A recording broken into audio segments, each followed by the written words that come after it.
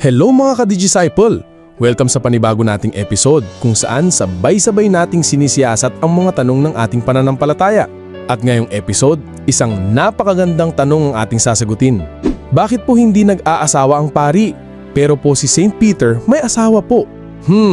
Tanong din ito ng ilang sekta, lalo na ng mga nagpaparatang na maliraw ang ginagawa ng mga Katoliko. Pero gaya ng lagi kong sinasabi, kapag inunawa natin ang kasaysayan, ang Biblia, at ang banal na tradisyon, mapapatunayan natin ang katotohanan.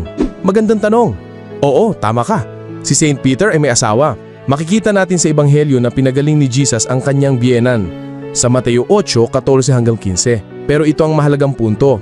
Ang hindi pag-aasawa o celibacy ng mga pari ay hindi dahil bawal mag-asawa, kung hindi ito ay isang malayang desisyon at disiplina ng simbahan. Ang celibacy ay hindi utos kundi isang paraan ng buong pusong paglilingkod sa Diyos at sa kanyang bayan, tulad ni Jesus na hindi rin nag-asawa.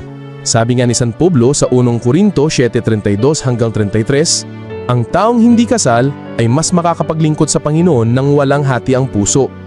Hindi ito sinasabi para maliitin ang pag-aasawa kasi ang kasal ay isang banal din na bukasyon. Pero ang pari ay piniling maging espiritual na ama para sa lahat, kaya't ang kanyang buong buhay ay inaalay para sa misyon ng simbahan. Ngayon, baka tatanungin mo rin, tinalikuran ba ni Pedro ang kanyang asawa? Hinayaan niya lang ba ito?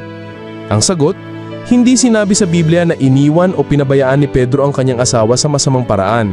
Pero malinaw sa Ebanghelyo sa Lucas 18:28 hanggang 30 na iniwan ng mga alagad, kabilang si Pedro ang kanilang mga ari-arian at pamilya upang sumunod kay Jesus.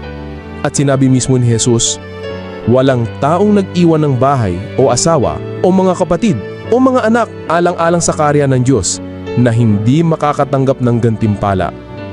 Ibig sabihin, ang pag-iwan ni Pedro ay isang espiritual na sakripisyo, hindi para iwan ang responsibilidad kung hindi para tugunan ang tawag ng Diyos. At ayon sa ilang Kristiyanong tradisyon, ang kanyang asawa ay naniwala rin kay Kristo at sinuportahan ng misyon ni Pedro.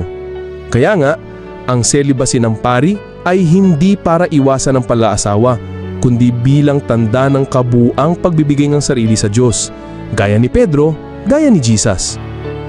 Follow niyo ko para sa mas marami pang ganitong mga pagpapaliwanag sa pananampalataya. This is Brother Rai, at sama-sama tayong maging digital disciple sa katotohanan. Online for Christ, offline with purpose. Hanggang sa susunod, God bless!